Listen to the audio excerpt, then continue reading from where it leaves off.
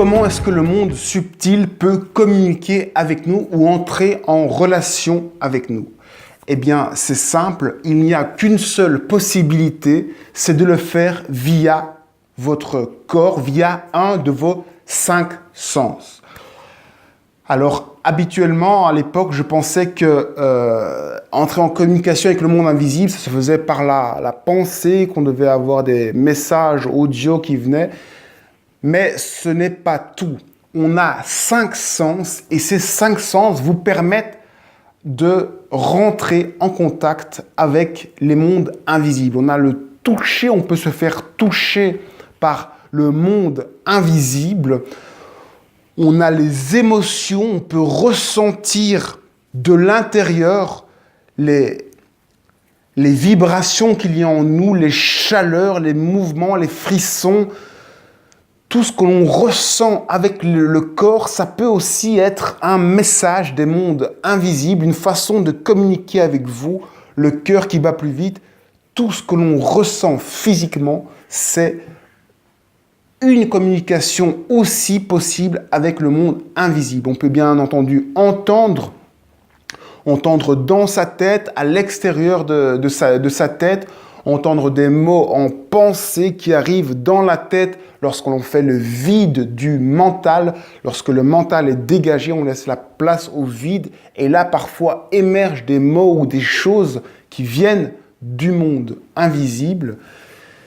Il y a les odeurs, on peut sentir des odeurs. D'ailleurs, les publicitaires utilisent cette technique. Ils nous envoient des odeurs qui nous donnent envie de faire certaines choses. C'est une façon très pratique de communiquer avec votre vous profond, avec vos émotions. Vous êtes un être émotionnel et donc vous mettre une petite odeur, ça va directement vous faire penser à quelque chose, ça va vous donner une envie, une direction, de l'élan vers quelque chose qui aura peut-être été induit par une entité du monde invisible. Pourquoi est-ce que vous avez subitement envie de chocolat?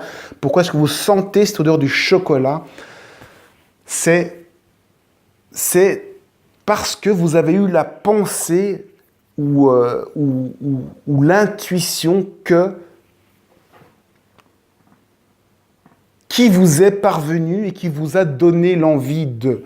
Pareil pour les papilles gustatives, vous pouvez goûter certaines choses, avoir le sens du goût qui est mis en œuvre, qui fonctionne et qui vous donne aussi des envies. Qu'est-ce qui reste encore? L'ouïe, la vue, bien entendu. Eh bien, vous pouvez voir des énergies dans le monde réel ou bien avoir des images dans votre tête.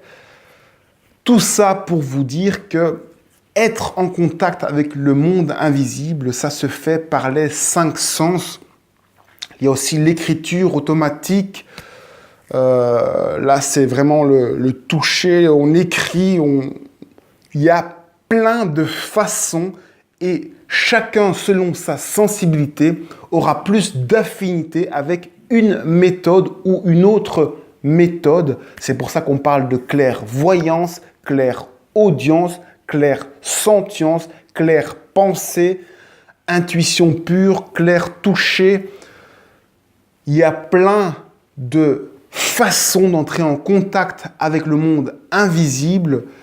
Prenez simplement le temps de vous recentrer sur vous et de ressentir, de poser une question et puis de ressentir en vous les réponses, par quel biais elles viennent, par quelle méthode elles viennent et ainsi, peu à peu, entretenir, développer une relation entre vous et votre inconscient, votre âme, l'invisible.